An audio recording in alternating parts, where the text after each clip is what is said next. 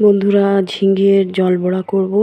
তার জন্য ঝিঙে দুটো নিয়েছি, নিয়েছি এক টুকরো আদা, দুটো আলু নিয়েছি, সর্ষের তেল নিয়েছি, আর নিয়েছি এখানে মুগ ডাল বাটা নিয়েছি।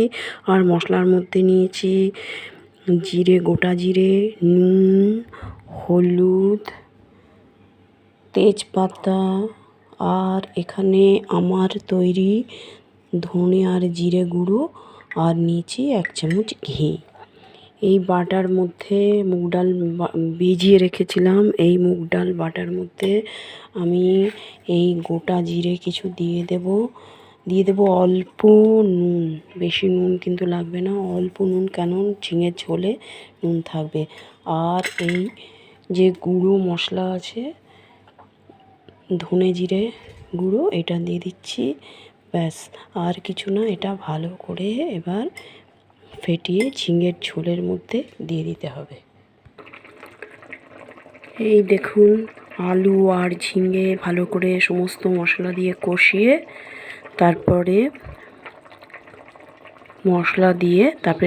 কষিয়ে ঝোল হয়ে গেছে। এরপরে এই যে ঘিটা ছিল, ঘিটা আমি এতে অ্যাড করে দিচ্ছি। কেন অ্যাড করছি? এই মশলা, এই ঘিয়ের যে গন্ধটা, এগুলো বড়ার মধ্যে ভালো করে মিশে যাবে। এবার কি করব, এই ঝোলের মধ্যেই বড়াগুলো দিয়ে দিতে হবে আস্তে আস্তে। ফুটন্ত ঝোলে কিন্তু বড়াগুলো দিয়ে দিতে হবে।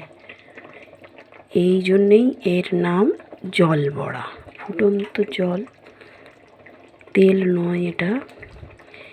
এইভাবে আস্তে আস্তে বড়াগুলো দিয়ে ঝিঙের ঝোল বড়া তৈরি করতে হবে।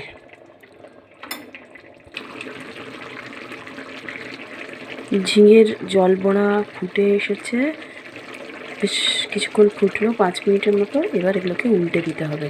দেখবেন শক্ত হয়ে গেছে, তার মানে হয়ে গেছে। এবার এদিকে উল্টো দিকটা, এবার আমি চামচ দিয়ে করছি, কারণ আমার চামচ দিয়ে সুবিধা হচ্ছে, ওই জন্য চামচ দিয়েই করছি। এরকম করে উল্টে নেবেন সব বড়াগুলোকে।